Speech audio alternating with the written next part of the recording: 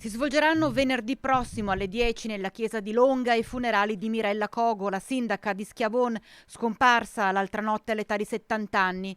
Grande il vuoto lasciato dalla prima cittadina, ricordata dalla gente come una grande donna, preparata, professionale, attenta alle necessità del suo comune e della sua gente, con una grande carica umana e un sorriso per tutti. Al suo terzo mandato, rinnovato nel 2019, da oltre 12 anni era alla guida di Schiavon. E un ricordo commosso arriva dalla collega e amica di Rossano Veneto, Morena Martini.